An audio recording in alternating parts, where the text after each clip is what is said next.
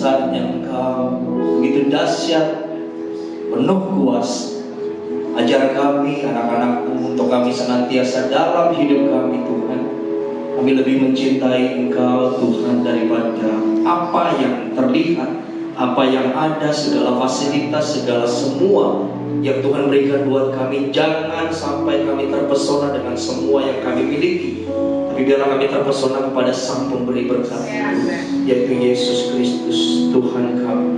Bapa, ajar kami malam hari ini supaya firman-Mu termeterai dalam kehidupan kami, anak-anak-Mu.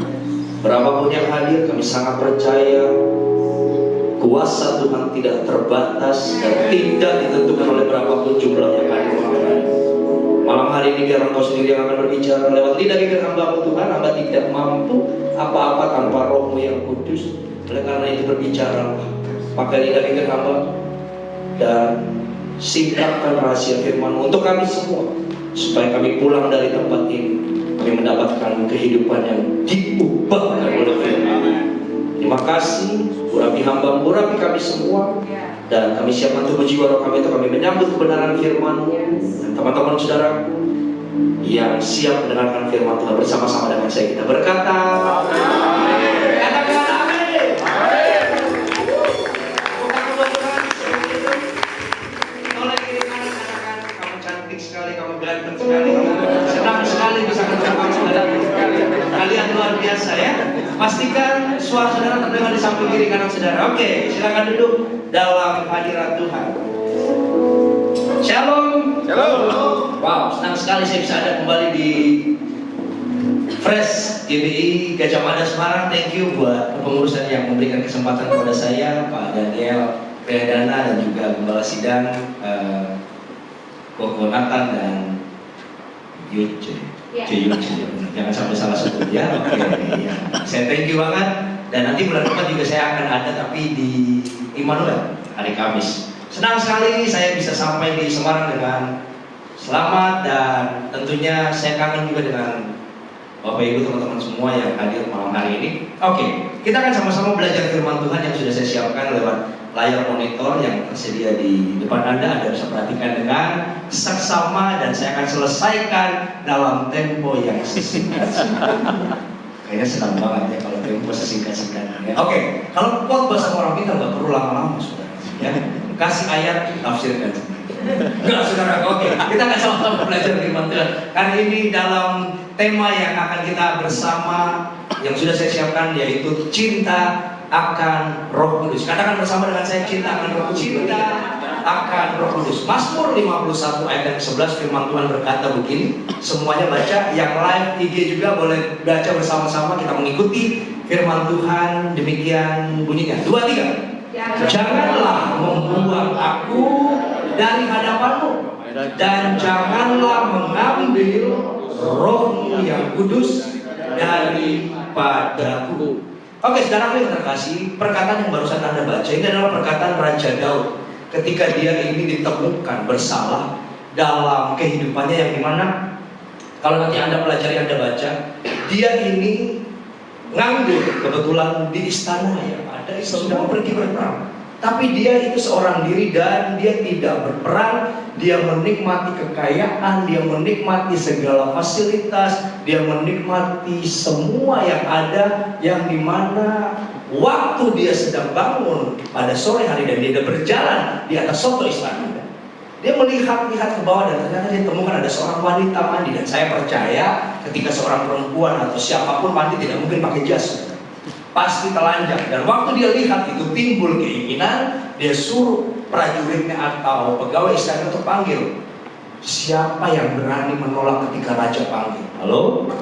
Ya pasti otomatis datang. Ada apa raja panggil saya? Ternyata usut punya usut. Perempuan ini ditiduri dan akhirnya mengandung. Perempuan ini ternyata adalah suaminya seorang prajurit yang bernama Uria. Uria ini seorang yang memberikan hidupnya, mendedikasikan hidupnya, menaruh segala penghidupannya untuk penghidupan atau kerajaan yang dipimpin oleh Daud waktu itu. Dan Daud ternyata memanipulasi, mempolitisir, sampai pada ada di dalam firman Tuhan dia membuat Uria ini mabuk. Dengan artian ketika waktu sudah diketahui bahwa istri Uria yang namanya Batseba ini hamil, dan waktu itu dia membuat Uria ini mabuk seolah-olah Uria disuruh pulang, suruh tidur dengan istrinya supaya dia bisa menutupi itu bahwa ini bukan kelakuan dia. Anda mengerti yang saya maksud ya? Jadi dia suruh supaya Uria ini disuruh mabuk, mendem gitu, terus disuruh pulang, disuruh tidur. Tapi ternyata waktu Uria dalam keadaan mabuk, dia itu pergi, dia tidak pulang ke rumah, dia tetap berkemah bersama dengan para teman-teman yang ada waktu itu, tentara-tentara, yang dimana dia berkata semua sedang berperang, semua sedang menjaga kerajaan ini. Ngapain saya harus pulang ke rumah dan bersenang-senang dengan istri saya sampai 3 kali, Bapak. Esoknya juga begitu, dia buat Uria mabuk dan dia memberikan hadiah kepada Uria, tapi Uria tidak mempostingkan hal itu sampai pada akhirnya di titik di mana jalan buntu, dia tulis surat kepada panglima perang yang bernama Yoab, panglima perangnya Daud. Yoab, nanti kalau kalian maju perang, tolong Uria ditempatkan di barisan paling depan. Jadi waktu kalian bersama-sama masuk dalam pertempuran, Anda sering nonton film-film perang silat gitu ya, saya suka. Jadi waktu dia naik kuda bareng-bareng begitu, siap maju. Itu Yoab disuruh Daud, kalian mundur, biarkan Uria maju sendiri. Yang mati saudaraku, semua begitu maju. Wah, kelihatannya bareng-bareng Uria sudah siap. Yang lain mundur, dia sendiri di situ, jelas mati. Waktu pada posisi ini, Batseba suami satu-satunya yang dicintainya tapi dibunuh oleh rajanya sendiri. Dan waktu itu dia ditegur oleh namanya Nabi Natan. Ini perkataannya dia, nanti Anda baca di ayat sebelumnya dari Mazmur pasal yang ke-51 ini. Natan ngomong, kamu itu ibaratnya punya semuanya, tapi kenapa kamu tuh tega bener gitu loh. Ada orang yang dia cuma punya satu domba yang disayang, dikasih, dieman-eman ibaratnya gitu, disayang-sayang. Kamu tetap ambil, kamu tetap bunuh. Dia ditegur, dan waktu dia ditegur seperti itu, kelengkapannya nanti Anda baca sendiri. Dia akhirnya sadar bahwa dia tahu, ya Tuhan, aku berdosa, aku salah, aku melakukan hal yang hina dan nista di hadapan Tuhan. Dan dia katakan, jangan membuang aku dari hadapan. Dia tahu bahwa kalau tanpa roh dia nggak bisa apa-apa. Makanya kenapa muncul kata-kata ini, dan dia berkata, jangan mengambil rohmu yang kudus daripada. Kalau saya boleh katakan, Daud katakan semua boleh Tuhan ambillah, harta, pangkat, jabatan, semua, tapi tolong jangan biarkan rohmu hilang daripada. Karena I'm nothing without the Holy Spirit. Saya nggak bisa apa-apa tanpa rohmu yang kudus. Dan perlu kita ketahui, waktu dia sadar, Tuhan mengampuni. Halo? Mengampuni. Pasti. Tapi ingat, konsekuensi. Anda berbuat dosa, Anda minta ampun sama Tuhan. Ya Tuhan, saya mengampuni. Ya, apakah Anda minta ampun sama Tuhan berkata, ya saya mengampuni kamu. Tapi ketika kesalahan yang kamu perbuat, kamu harus bertanggung jawab dengan apa yang kamu lakukan. Anak yang dikandung oleh Batseba itu anak hasil zina, anak hasil yang tidak direstui Tuhan. Dan waktu itu dia coba membuat hati Tuhan tersentuh dengan berpuasa, menantikan kelahiran anak itu. Bro, main jangan santai ya. Iri seperti kayak waktu lagi di pantai ya, romantis. Saya soalnya kalau khotbah tanpa ada musik, saudara, serem gitu ya. Main asik, keren. Nanti kamu tajam aku yang bayar gitu. Sama kelima. Oke, kembali lagi. Dia waktu dalam posisi di mana dia berpuasa, dia coba bilang, Tuhan, tolong jangan ambil anak. Tapi ternyata hal yang dia lakukan, konsekuensi yang dia lakukan, dia harus tanggung. Anak yang dilahirkan oleh Batseba itu mati. Itu hasil dosa, hasil situ. Tapi pada waktu ketika itu dia menyesal, dia bertobat, dia minta ampun, Tuhan mengampuni dia. Dalam pertobatan itu, kehidupannya dia kemudian punya anak lagi, dan lahirlah anak yang dikenal Tuhan yang bernama Raja Salomo lewat Batseba. Saudara, pada zaman-zaman dahulu, kalau kita belajar ya, orang-orang yang diberikan Roh Kudus itu tidak sembarang. Nah, Daud ini salah satu yang dikasih Karena pada zaman dahulu itu cuma hanya yang diberikan orang-orang tertentu, yaitu nabi, imam, dan raja. Tidak sembarang orang.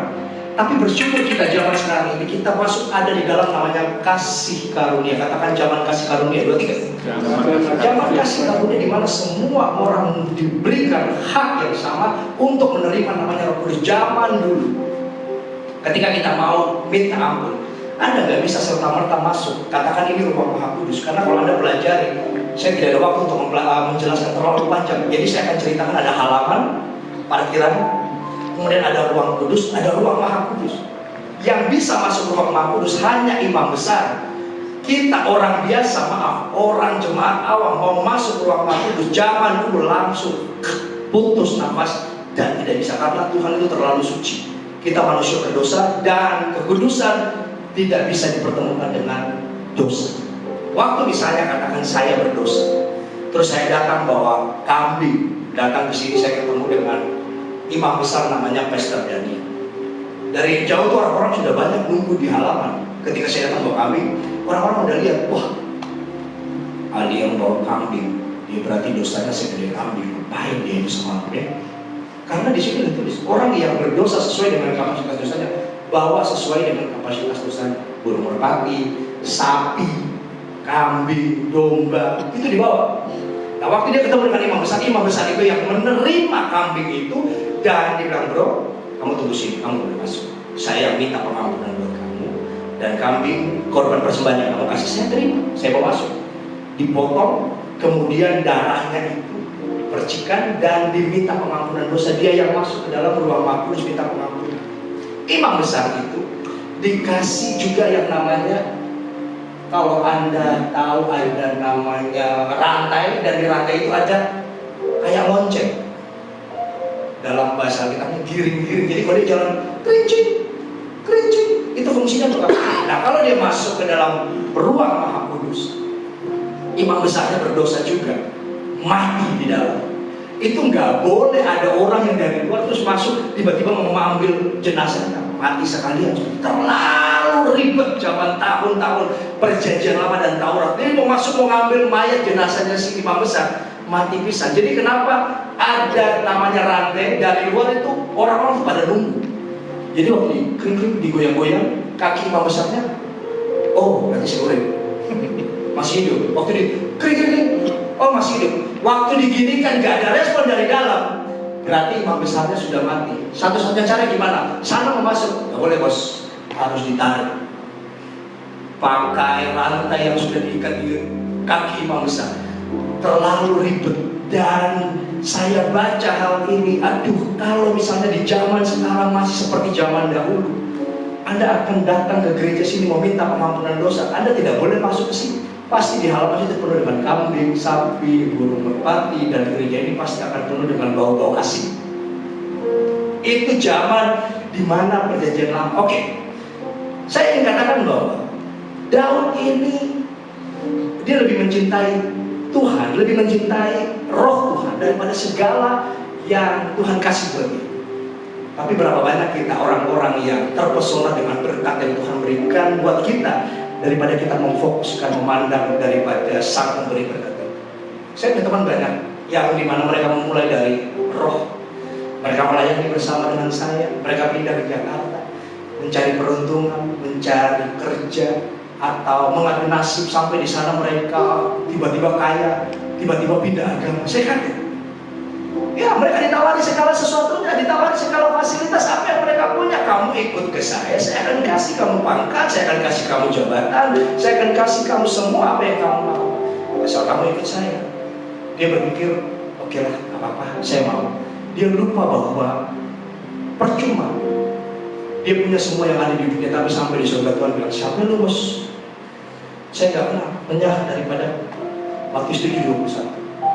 Anda nanti coba belajar bahwa ternyata dari kehidupan yang dimana Daud ini, dia lebih mencintai Tuhan, lebih mencintai yang namanya roh Tuhan. Sampai pada satu titik, ketika ada jarak yang jauh antara manusia dengan Tuhan zaman perjanjian lama, Yesus itu sadar, Yesus itu tahu Tuhan kita itu berinkarnasi jadi manusia, turun ke dunia sama seperti kita untuk menebus kita dari dosa. Karena jelas dia tahu bahwa manusia nggak bisa menjangkau Tuhan. Hanya Tuhan yang bisa menjangkau manusia. Yang mengerti katakan amin. Kita mau menjangkau Tuhan dengan kekuatan kita nggak bisa. Pak Bu, kita pasti akan mati. Ibaratnya kayak gini. Gubernur Anda sekarang katanya sudah, saya tadi tanya Pak Jimmy, Pak Ganjar sudah nggak aktif. Sekarang pejabat sementara ya. Saya nggak tahu siapa namanya. Oke, katakanlah saya pakai istilah yang lebih tinggi lah. Pak Presiden Jokowi, orangnya kan senangnya belusuan, betul? Dia sedang datang ke tempat-tempat yang rendah. Dia sedang datang ke masyarakat miskin. Atau mungkin kalau di wali kota kami itu dulu sebelumnya Pak Rudi, dia suka menyamar. Pakai belangkon, terus pakai baju biasa, tidak terlihat seperti itu. Pejabat wali kota, dia turun ke pasar-pasar begitu, dia buka masker, Pak Wali, semua peluk-peluk dia. Dia bisa, karena dia pangkat tinggi, dia bisa turun ke bawah. Coba maaf, yang di pasar-pasar bisa nggak masuk ke balai kota istana dengan pakaian biasa? Kalau tangkap bos. Itu ilustrasi buat kita. Kita nggak bisa menjangkau Tuhan, tapi Tuhan yang tinggi bisa menjangkau kita. Yesus turun, dan pada akhirnya ketika Yesus berkata, "It's finished," sudah selesai, waktu di Bukit Golgota ketika dia mati, itu tirai bait suci firman Tuhan katakan sobek, dan tidak ada jarak lagi antara manusia dengan Tuhan. Yang pada akhirnya kita bisa langsung tembak direct, langsung di mana saja, every day, every time. Di tempat dimanapun Tuhan tahu, kita bisa langsung berkata, Tuhan ampuni aku berdosa. Kita nggak perlu lagi datang ketemu dengan Pak Pendeta bawa kambing, domba, sapi, nggak perlu. Tidak. Dan makanya kenapa dicurahkan kepada kita yang namanya Holy Spirit, Roh Kudus. Nah ini jangan kasih karunia, Anda manfaatkan. Saya akan bagikan kepada Anda dua hal yang dimana ketika Roh Kudus itu datang, hal yang Anda harus lakukan adalah Anda harus persiapkan diri. Katakan persiapkan diri. 2, 3. Semuanya persiapkan diri. 2 Korintus 3 ayat yang ke-17, kita baca firman Tuhan berkata demikian, 2, 3. Sebab Tuhan adalah Roh, dan di mana ada Roh Allah, di situ ada kemerdekaan. Saudaraku, saya sebagai hamba Tuhan, saya ingin katakan bahwa kita semua dalam hidup ini, kita pasti punya yang namanya kesalahan. Kita pasti punya yang namanya dosa. Saya ingin katakan bahwa ketika Roh Kudus itu dicurahkan, maka sebagai hamba Tuhan, segala hal-hal yang mengikat engkau, segala hal-hal yang tidak berkenan itu akan dihancurkan, dipatahkan, dan dilepaskan dalam nama Yesus. Kutuk keturunankah, kemiskinankah, kebodohankah, atau apapun yang membuat engkau selalu bekerja dan itu tidak bisa menghasilkan, gagal, kutuk kegagalan, pada malam hari ini ketika Roh Kudus akan dicurahkan, ada kemerdekaan. Syarat siapkah kita untuk bisa menerima Roh Kudus? Saya tulis dalam poin saya bahwa Roh Kudus itu tidak bisa kompromi dengan dosa. Sekali lagi, Roh Kudus tidak bisa kompromi dengan dosa. Awal mula terjadinya dosa adalah karena kompromi. Hawa kompromi dengan setan yang pada akhirnya membuat seluruh ciptaannya Tuhan itu rusak. Tapi saya itu bingung, kenapa Tuhan itu tidak bunuh yang manusia Adam dan manusia Hawa? Kalau saya jadi Tuhan, saya bunuh mereka berdua, saya bikin manusia baru yang tidak perlu ada dosa lagi, yang tidak perlu repot-repot. Tuhan turun ke dunia, berinkarnasi jadi manusia, Yesus yang menebus kita dari dosa. Paham yang saya maksud? Tapi kenapa dia begitu mencari manusia pada waktu ketika Adam dan Hawa makan buah itu? Dia tahu, saya telanjang. Mereka bersembunyi. Tuhan berjalan, Tuhan, di mana kalian? Aku telanjang. Tuhan tidak bunuh mereka. Tuhan cinta karena Tuhan mengasihi manusia. Tuhan mengasihi engkau dan saya malam hari. Tapi ingat, sekali lagi, Tuhan, Roh Kudus itu satu. Dia tidak bisa kompromi dengan dosa. Anda ingat ceritanya? Ada dalam Kisah Rasul. Nanti Anda baca Kisah Rasul pasal yang ke-5 ayat 1, pasal suami istri yang dimana mereka bersekongkol, mereka ngomong. Jadi gini, nanti Anda baca ya. Sebelum-sebelumnya ketika masa Roh Kudus itu dicurahkan, para murid ini mereka punya kegerakan yang dahsyat, di mana mereka banyak sekali menjangkau jiwa, dan orang-orang pada zaman itu menjual miliknya, memberikan barang-barangnya, kepunyaan mereka untuk mereka bagi-bagikan kepada mereka yang tidak mampu, yang membutuhkan. Dan Petrus yang menjadi fasilitator untuk menyebar segala apa yang diberikan kepada para murid ini. Nah, Ananias Safira ini melihat, wow, banyak yang nyumbang ini. Dia mau kasih juga, tapi ternyata motivasinya salah. Dia pengen supaya dia dikenal orang.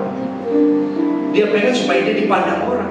Dalam pasal 4 nanti Anda baca, ada orang yang kasih, memberikan semuanya, yang bernama Barnabas.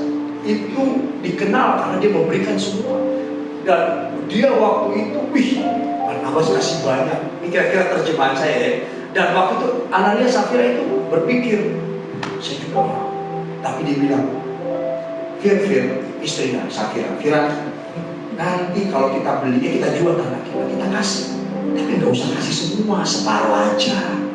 Ngapain, sudah banyak yang kasih. Berapa banyak orang kayak gitu. Mereka mau kasih tuh, mereka mau nabur ke Tuhan. Mereka bilang, nggak usah ake-ake, pendetanya oke, kakean berkat pemate. Banyak orang yang kayak gitu, saudara. Mereka lupa bahwa mereka itu bukan memberi manusia, tapi mereka memberi kepada Tuhan. Ada apa? Seringkali manusia itu mereka seperti Ananias dan Safira. Mereka bilang, nggak usah kasih separuh aja. Terus nanti kalau ditanyain gimana, ngomong aja sudah semua. Oke, waktu di depan Petrus tanya, terima kasih semuanya sudah kalian berikan. Ini saya pakai bahasa saya di Alkitab, nggak ada ya. Jadi waktu Petrus tanya, apakah sudah semua kamu berikan, dia bilang ya, semuanya. Petrus tahu kalau ternyata Ananias itu bohong. Itu dari mana kok bisa pekerjaan Roh Kudus? Yang dimana dia bisa memberikan,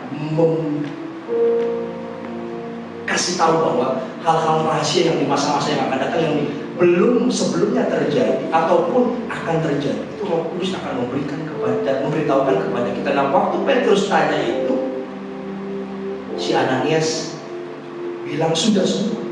Ternyata si Petrus bilang, Ananias, kamu itu tanah yang kamu punya tuh loh, kamu kan jual kan, itu kan dapat hasilnya semua yang kamu punya. Oh ya, nanti kepunyaan itu kan milik keseluruhan. Nah, kamu ngomong, saya tanya, kamu bilang sudah semua. Tapi kamu tahu nggak? Kamu bukan bohong kepada saya, kamu bohong sama Roh Kudus. Kamu bohong sama Roh Tuhan. Ananias kaget, kok Petrus tahu? Waktu Petrus ngomong kayak gitu, kamu membohongi Roh Tuhan.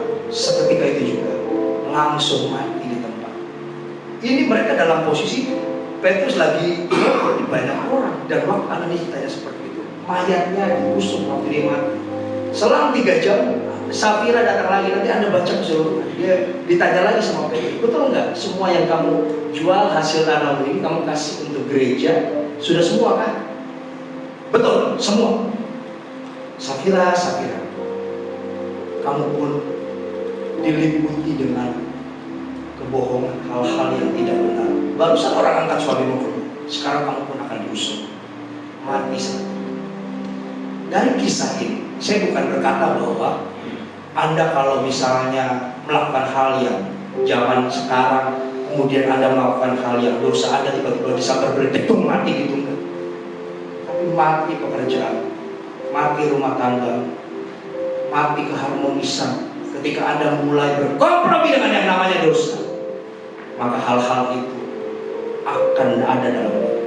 Makanya kenapa ketika kita hidup, kita belajar dari kejadian-kejadian. Ananias Safira ini kasihan, tragis sekali hidup. Mereka akhirnya mati, dan pada waktu itu orang-orang kaget, orang-orang pada bingung. Karena jelas, kenapa kok bisa tahu ya? Ternyata itu pekerjaan Roh Kudus. Hati-hati dengan yang namanya dosa. Sekecil apapun itu, bereskan, lepaskan. Karena Roh Kudus tidak bisa berkompromi dengan yang namanya dosa. Ingat, Roh Kudus tidak bisa dinalar dengan pikiran. Malam hari ini saudara saya betul-betul digerakkan. Ini judul sudah ditanya lama sama Pak Jamie untuk ditayangkan. Saya tergerak untuk memberikan, karena nanti habis ini saya akan mendoakan Anda satu persatu. Ketika Anda didoakan, Jangan Anda pakai pikiran Anda, Roh Kudus itu kayak gimana ya? Modelnya kayak apa ya? Dia kalau masuk ke tubuh kita gimana ya? Apa nanti kita akan merinding, bergetar-bergetar atau gimana? Enggak usah dipikir. Roh Kudus cara kerjanya berbagai macam. Ketika Anda merindukan dia akan masuk dan memberikan kekuatan bagi engkau yang lemah. Dia akan menyembuhkan engkau bagi engkau yang sakit. Dia akan memberikan penghiburan bagi engkau yang lagi dalam keadaan susah. Dan dia akan memberikan terobosan buat engkau yang dimana engkau sekarang sedang membutuhkan terobosan dalam pekerjaan atau apa saja. Oleh karena itu jangan pernah kita menalar Roh Kudus dengan pikiran. Saya dulu waktu di Surabaya, saya waktu awal-awal datang dari Papua, karena saya kelahiran di Papua, saudaraku ya, di Nabire. Mungkin Anda berpikir Papua kok putih? Oh enggak, saya cuma titik lahir saja saudaraku di sana ya. Jangan tanya kenapa saya putih, karena orang tua saya mencolok peruntungan sampai ke kota Nabire di Papua dan saya titik lahir di situ. Nah, waktu tahun 95 saya ke Surabaya SMA, saya diajak kakak ke ibadah gereja karismatik. Ya seperti ini saudara, jumpa Tuhan nyanyi, terus kemudian ada bahasa. Waktu main di waktu kemudian WL, ayo kita sembah Tuhan semua. Ora masyarakat, sing haleluya. Mari kita sembah Tuhan. Di samping kiri kanan saya itu kan mereka sudah diberi karunia. Karena jelas karunia bahasa roh itu ada yang namanya glosolali, itu dalam bahasa Yunani artinya bahasa lidah. Senomali itu bahasa yang dimana ketika Anda itu dengar ada orang yang ngomong, mungkin dari Korea atau dia sedang diberikan karunia bahasa roh dan dia bilang dorong dong, dan Anda diberikan Tuhan untuk Anda tahu itu apa. Karunia untuk bisa menafsirkan, oh mobilnya mogok, dorong dong. Anda bisa tahu itu kira-kira kayak gitu. Nanti Anda belajar sama Pastor Natal. Saya tidak ada waktu untuk jelaskan itu. Yang pasti glosolali dan senolali. Zaman waktu Anda ingat dalam Kisah Rasul ini sedikit saja yang menyimpang. Waktu dimana ketika para murid itu dipenuhi Roh Kudus, mereka kan penuh dengan Roh Kudus dan mereka berbahasa lidah. Dan kemudian senolali itu ada bahasa asing. Orang-orang yang ada di situ semua pada bilang, loh ini kan murid-murid Yesus. Mereka kok ngerti bahasa kita ya? Ada Partia, Elam, Mesopotamia, Arab, Pontus, Asia. Yang lain-lain itu semua bisa tahu. Padahal mereka itu Yahudi asli. Kenapa? Ya itu pekerjaan Roh Kudus. Oke, saya tidak ada waktu kembali lagi untuk kesaksian yang dimana saya datang. Saya tuh bingung kiri kanan saya semua wala wile naik apa bahasa roh, sandal lawas, sandal kuahnya ya, sandal lawas, musik gitu. Saya kan nggak ngerti. Biasanya cuma diam. Bahasa apa ya? Mereka nyembah Tuhan dengan khusyuk. Waktu Pak Pendetanya senior kepala sidangnya bilang, kalau Anda yang belum dikaruniai bahasa roh, tolong jangan ikut-ikutan. Karena itu adalah karunia yang dimana kalau Anda rindu, Anda akan diberikan. Jangan ikut-ikutan. Ngomong saja haleluya. Saya cuma bilang haleluya, haleluya, haleluya. Saya di situ saya temukan kayak ada damai sejahtera, dan waktu saya buka hati, seperti kayak ada sesuatu yang masuk, dan akhirnya saya diberikan karunia itu. Saya tidak mengerti dengan apa yang saya katakan, tapi firman Tuhan berkata dalam Alkitab bahwa itu adalah kata-kata rahasia seperti kode sandi yang antara engkau dengan Tuhan sendiri yang tahu. Iblis juga nggak tahu. Makanya kenapa kita itu dalam segala kehidupan kita, yang dimana ketika kita mungkin sudah bukan karunia bahasa untuk membangun engkau dalam kelemahan, membangun engkau yang dimana engkau lemah, kau tidak tahu harus berkata-kata apa lagi, dan firman Tuhan berkata Roh itu yang membangun engkau dalam keluhan-keluhan yang tak terucapkan. Waktu kita itu bingung, kita gak bisa lagi berdoa, tapi Roh yang membantu kita bisa berdoa. Jadi jangan pernah kita menalar segala sesuatu. Ketika nanti sebentar kita akan masuk dalam altar, buka hati sendiri. Saya percaya satu persatu dari engkau dia akan menjawab. Haleluya. Amin. Jadikan aku Tuhan. Yang bisa pujian dia rumah doamu.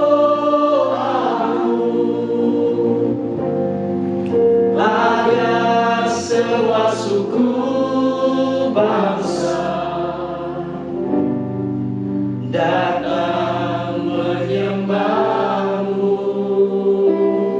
Jadikan aku Tuhan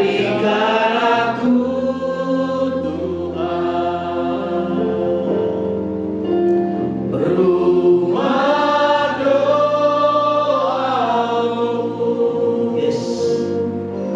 Agar semua suku bangsa datang menyembahmu.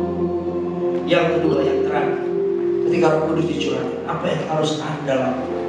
Darah yang pertama tadi harus berisi Roh Kudus. Saya percaya bahwa Anda semua ini adalah bait Roh Kudus. Amin. Amin. Oke, kita baca 1 Korintus 3 ayat yang ke-16 dan ke-17. Semuanya yuk baca 2, 3. Tidak tahukah kamu bahwa kamu adalah bait Allah dan bahwa Roh Allah yang di dalam kamu. 17. Jika ada orang yang membinasakan bait Allah, maka akan binasakan dia, sebab bait Allah adalah, katakan, kudus. Bait Allah itu harusnya kudus, dan bait Allah itu ialah kamu. Katakan kiri kanan, kamu. You. Bait Allah itu kamu. Tapi banyak orang, mereka tidak sadar bahwa ternyata diri mereka ini adalah bait Tuhan. Mereka mengisi hal-hal buruk untuk diri mereka. Mereka menghancurkan diri mereka sendiri dengan hal-hal yang semestinya tidak boleh dimasukin oleh dosa. Tapi banyak orang, mereka lebih suka memilih keinginan daging daripada keinginan Tuhan, yang berakibat itu merusak bait Allah. Dan akhirnya bait Allah, dan akhirnya Roh Kudus itu keluar dari orang. Halo? Banyak orang-orang begini, yang dimana saya lihat mereka memulai segala sesuatu dengan api, dengan roh. Dan teman-teman saya sekarang sudah mulai redup, hilang, entah kemana, seperti kayak ditelan bumi. Karena mereka lebih memilih hal yang terlihat dunia, terpesona dengan dunia, terpesona dengan segala sesuatu yang mereka dapat. Mereka lupa bahwa mereka harus senantiasa diisi dengan yang namanya Roh Kudus dan Roh Allah. Banyak orang yang tidak sadar. Makanya kenapa Bapak Ibu yang terkasih, saya tidak tahu ya, kita semua dalam posisi yang dimana sekarang kita sedang menjalani hidup ini. Anda sedang terikat dengan dosa apa saja, malam hari ini akan dilepaskan dalam nama Yesus. Saya sangat percaya itu, dan saya tidak pernah membatasi kuasa Roh. Oleh karena itu, kita harus sama-sama tahu bahwa jangan biarkan rumah hidupmu itu kosong. Kenapa? Kalau kosong, bahaya sudah. Kita lihat dalam ayat dalam ayat berikutnya. Oke, saya akan ajak Anda dulu. Anda lihat ruangan kosong di layar ini besar ya. Anda punya rumah, ketika rumah Anda baru jadi, pasti Anda akan berpikir, ruangan kosong ini saya isi apa supaya terlihat estetikanya bagus, betul? Halo? Gereja ini juga ketika sudah jadi, ada LED ditaruh di sini, ada kursi ditaruh di situ, ada pemain musik ditaruh di sini. Ini semuanya kan, kalau orang masuk, orang melihat, wow, penempatannya bagus, ditaruh. Coba kalau Anda datang terus tiba-tiba cuma kosong aja, nggak ada apa-apa, kira-kira bagus? Nggak bagus. Hidup ini Anda harus isi dengan yang namanya Roh Kudus. Saya tulis di situ, kita baca bersama-sama ya. Itu agak jauh soalnya saudaraku, jadi kecil-kecil, saya harus lihat di sini. Oke, kita baca semuanya. 2, 3. Apabila roh jahat keluar dari manusia, ia pun mengembara ke tempat-tempat tandus mencari perhentian. Terus, tetapi ia tidak mendapatnya. Lalu ia berkata, aku akan kembali ke rumah yang kutinggalkan itu.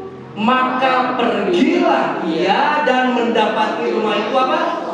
1, 2, bersih, 1, 3. Rapi, teratur, 4, 5. Lalu ia keluar dan mengajak 7 roh lainnya lebih jahat daripadanya, dan mereka masuk dan berdiam di situ. Maka akhirnya apa? Keadaan orang itu lebih buruk daripada keadaannya semula. Demikian juga akan berlaku atas angkatan yang jahat ini. Saudara, ini perkataan Tuhan Yesus ketika dia ngomong dengan ahli Taurat dan ahli Farisi. Jadi begini, saudara, pada waktu kita pertama kali itu bertobat, Anda berkata terima kasih, aku mau Tuhan dibaptis, aku mau terima Roh Kudus, aku mau terima Tuhan Yesus. Ketika Anda dimasukkan dalam baptisan air, Anda keluar. Segala dosamu, segala hal-hal yang mengikatmu, segala apa saja yang tidak berhubungan dengan firman dibersihkan, disucikan. Nah, waktu kita semua mengambil keputusan itu, Roh Kudus itu masuk, seperti yang Anda baca. Oke? Nah, waktu Roh Kudus itu masuk, orang ini dalam kehidupannya dia kemudian cinta Tuhan, dia mengalami cinta pertama, dia semangat. Tapi karena dalam kehidupan kemudian dia mengalami problem, mengalami tekanan hidup, dikecewakan orang Kristen, dikecewakan teman-temannya. Kemudian dia sudah mulai luntur, sudah mulai hilang, kecewa. Pada akhirnya dia menjadi orang yang tidak lagi sungguh-sungguh dengan Tuhan. Berapa banyak Anda lihat seperti itu? Nah, waktu dia mulai kecewa, dia mulai patah semangat, patah hati, dan kemudian Roh Kudus, dia mulai hidup dengan dosa, keinginan daging, dia mulai kembali lagi ke kehidupan lama. Maaf, sekali lagi seperti poin pertama, Roh Kudus tidak bisa kompromi dengan dosa, bos. Roh Kudus akhirnya keluar, dan setan yang pertama kali ada, yang waktu dia itu minta ampun segala kutuk, semua yang ada dalam dirinya, keterikatan semua dilepaskan. Setan ini kan sudah keluar dari orang ini. Setan itu coba putar-putar, dia lihat jemaatnya baby fresh, mana yang bisa dimasukin. Aduh, nggak ada semuanya cinta Tuhan. Waktu dia kembali, dia lihat rumah lamanya dalam posisi pas ternyata orang ini dalam keadaan down in the corner, dan Roh Kudus sudah keluar. Dia bilang, wih, itu kan rumah lamaku. Dikatakan apa? Kosong, bos. Terus bersih tersapu dan rapi teratur. Ini tempat lamaku. Dia pergi panggil 7 roh lain yang lebih jahat. Orang ini tambah hancur. Makanya Anda kalau lihat orang, kalau dia sudah murtad, hidupnya tambah hancur, tambah rusak. Kalau dia memutuskan dia kudus, dia suci, dia baik, dia akan lebih tambah baik. Tapi kalau dia sudah keluar, dia sudah kecewa, dan bahkan dia tidak lagi yang namanya mau memutuskan dirinya untuk saya mau fokus dan lihat Tuhan, tapi saya kecewa dengan orang, saya kecewa dengan manusia-manusia yang mengecewakan saya. Pada akhirnya ketika Roh Kudus itu keluar, setan yang tadi keluar itu masuk kembali dan mendapati orang ini diajak masuk. Keadaannya bukan tambah baik, tambah buruk. Makanya kenapa setiap hari, setiap detik, setiap waktu kita butuh namanya terus diisi dengan namanya Roh Kudus. Kalau kita tidak diisi dengan namanya Roh Kudus, maaf, kita akan isi dengan hal-hal di luar Roh Kudus. Anda akan jadi liar, Anda akan jadi jahat, Anda akan jadi orang-orang yang tidak penuh dengan pengampunan.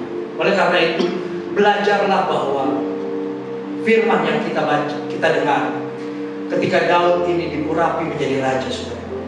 Mari kita baca ayat ini, sangat-sangat luar biasa. Ketika dia dalam posisi di mana pemilihan raja, dan Samuel suruh panggil, ayo keluarin semua. Dipanggil kakak-kakaknya yang hebat-hebat yang ikut dalam pemerintahan Raja Saul, yang memang jelas koko atau kakak Daud itu badannya jahitan, model, obrasan, semua itu layak jadi raja. Waktu masuk Samuel saja sampai sempat tertipu. Wih, ini nih yang dipilih Tuhan. Tapi itu Samuel dibilang sama Tuhan, jangan kau pandang panasnya, jangan kau pandang rupanya. Kau lihat begitu besar, tapi kau lihat paras. Aku Tuhan lihat hati. Waktu itu sampai pada terakhir, Isa ditanya, masih sudah semua kan anak? Oh, dia lupa. Ternyata Daud ini anak buahnya juga. Anak paling terakhir. Mungkin karena kakek anak beda. Mungkin karena kebanyakan anak. Jadi ditaruh di padang, disuruh urus 2-3 ekor kambing domba. Oh iya, masih ada satu. Panggil. Waktu Daud datang, pipinya kemerah-merahan. Alkitab berkata, waktu dia masuk, kecil badan, tidak sebesar kakak-kakaknya. Dari tampang, jahitan, model, operasi, gak mungkin jadi raja. Ternyata Tuhan bilang, ini dia, bangkit dan urapinya. Samuel akhirnya membuka tabung tanduk itu. Kita baca bersama-sama, semuanya 2-3. Samuel mengambil tabung tanduk yang berisi minyak itu dan mengurapi Daud di tengah-tengah saudaranya semua. Saudaranya lihat sejak hari itu dan seterusnya semua yang kuat baca. Lalu berangkatlah Saul menuju Kenan. Karena kalau pelajari, Daud tidak pernah mengalami kekalahan dalam perang karena Roh Tuhan besertanya. Dan dia selalu tanya Tuhan, aku harus maju, aku harus sikat orang. Itu betul Tuhan. Baca, saudara baca. Tuhan itu begitu mencintai, Tuhan begitu mengasihi karena Dia orang yang melakukan kehendak Tuhan. Makanya kenapa ada ayat yang berkata Daud orang yang berkenan. Saul dengan Daud bedanya. Saul tidak mau bertobat, Daud mau bertobat.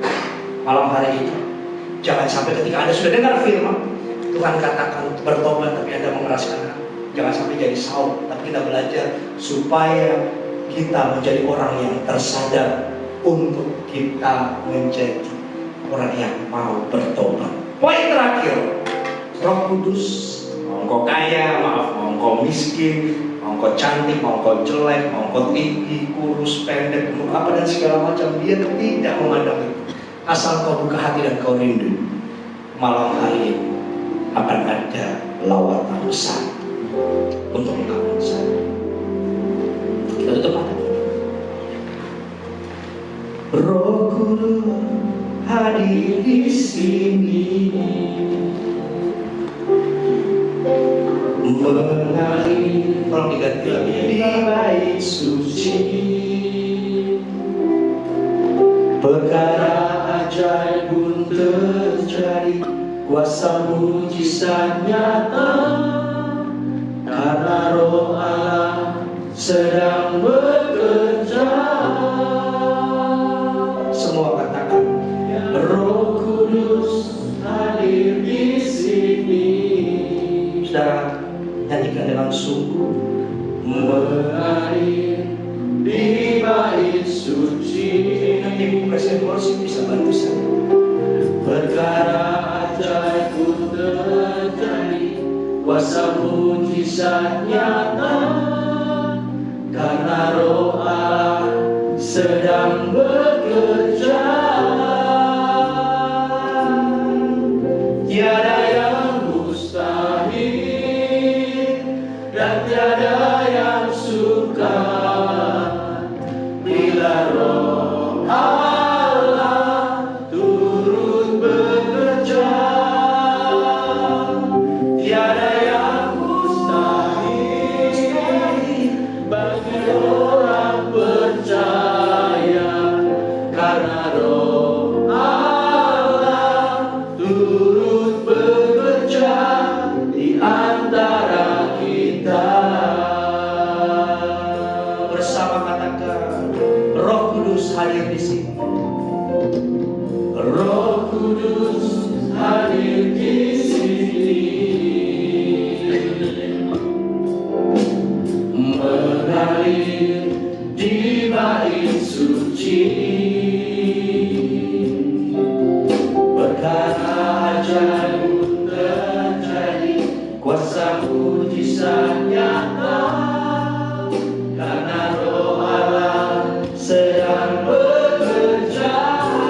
Tiada yang mustahil, mari kita bangkit berdiri. Tiada yang mustahil dan tiada yang sukar bila Roh Allah turut bekerja.